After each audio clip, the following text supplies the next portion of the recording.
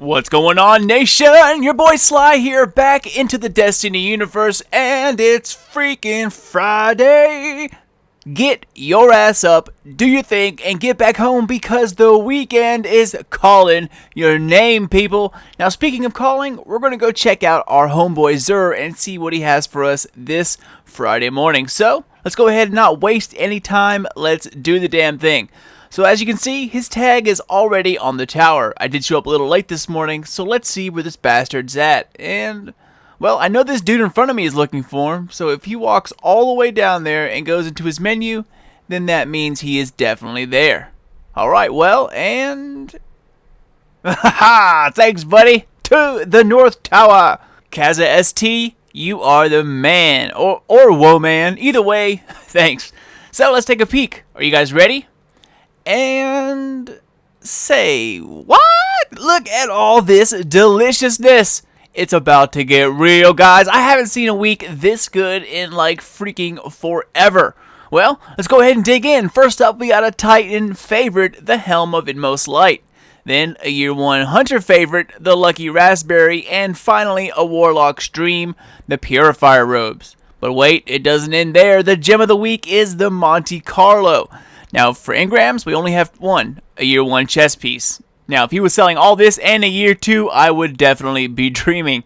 Alright, well, for his curios, we have all the usual stuff. The 2 Sparrow upgrades, the blue plasma drive, and the red stealth drive.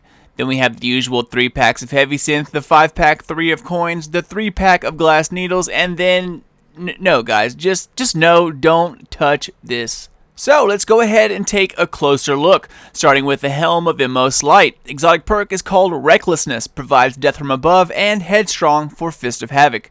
Not bad in elected 63 with the opportunity to add a little strength to it if need be.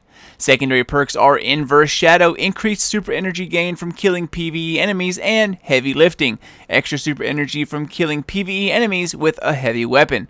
Finally, the best helmet perk in the game, Infusion, replenish health each time you pick up an Orb of Light. The Helm of Inmost Light is probably one of the most OP helmets in the game. It's the only helmet that allows 2 node selections on 1 armor piece. Not only that, but Headstrong buffs up your armor to the highest possible in any class, and Death from Above is something that I could never get to work right, but if you are proficient with it, it can be deadly at any given time. Now, it takes a while to get used to, but this helmet is deadly given that it frees up 2 rows, allowing you to add even more perks on your Titan. It is by far the most OP helmet in the game. A great Titan helmet, and besides, it has horns of light, man. I mean, who the hell could argue with horns? No one. That is who. Alright, guys, moving on. Let's show the Hunter some love and check out a Year 1 favorite, the Lucky Raspberry. Exotic perk here is called Make Your Luck. Arc Bolt's grenades change further and you spawn with grenade energy. Insane rolls here with 47 intellect, 45 discipline, and of course one can go higher. But stats don't get much better than this, ladies and gents. This is an A+ roll right here. Now, as with most chess pieces, you get ammo buffs. This one doesn't stay true to Year 1, but nonetheless, it has increased ammo capacity for sniper rifles and increased ammo capacity for fusion rifles.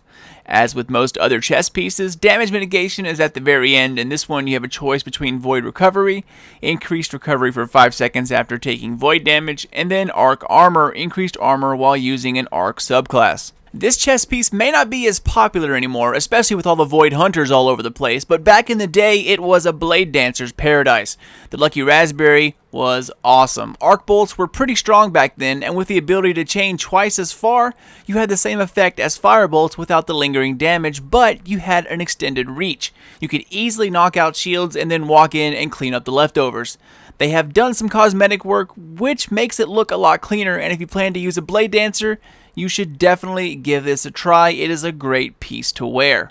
Alright, and for our final piece of armor, let's move on to the Warlocks Robe and check out one of the best chess pieces in the game, the dreaded Purifier Robes. Exotic perk here is called Burn Brighter.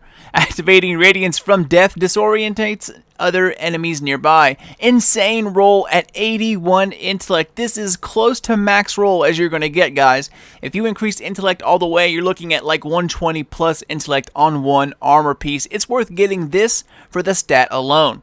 What I like about these is that they stay true to year 1 and offer special ammo buff and a heavy ammo buff, meaning that no matter the weapon, you'll have either more ammo for special or more ammo for heavy. It is amazing.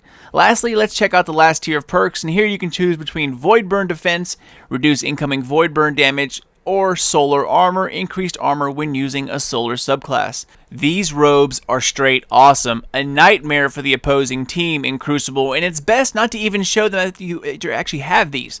I mean, wear something else at the beginning, and if you die in trials, throw these on when you're dead and then pop back to life when they're teabagging you. They're going to run around blind, and a simple shotgun to the dome will show them that they teabagged the wrong freaking person. I love the high collar, the breastplate, the extra ability given to a generally dull subclass. These are a must for any worthwhile Sunsinger. They will come in handy more than once, I can promise you that. Alright, well, if these great exotics weren't enough, we have the best for last, and that is the most modern, elegant gun in the Crucible, the Monte Carlo. Exotic perk here is called the Monte Carlo method. Dealing damage with this weapon reduces your melee cooldown and grants a chance to fully charge your melee with each kill. By the way, this pairs great with throwing knives or Thunderstrike. As for Bale upgrades, you have close quarter ballistics, smart drift control, or aggressive ballistics. Go aggressive all the way.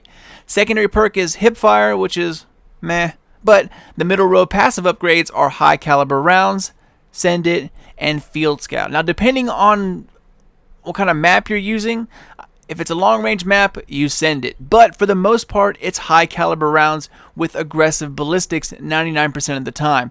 When these two are combined, you get the highest impact weapon for that rate of fire in the entire weapon class. No other AR has that much impact for that rate of fire. Some come close, but when selected together, it cannot be beat. It does take away its stability, but this gun is very, very smooth, and you can get used to the recoil very quickly.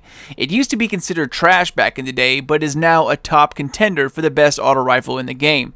Right up there with the Suros regime and the Doctrine of Passing. Alright, well that's all she wrote, Guardians. This week is one of the better ones in recent memory, and I can't recall Xur selling this much good stuff at one time in a very long while. So with that said, look for disappointment next week. But anyway, guys, I am out. Thank you for watching as always, and look out for my Iron Banner video, which will be out today sometime in the late afternoon. But until then, follow Sly Nation on Twitter and stay up to date on everything Destiny, The Division, and my channel, Sly Nation. Have a great Friday and an even better weekend.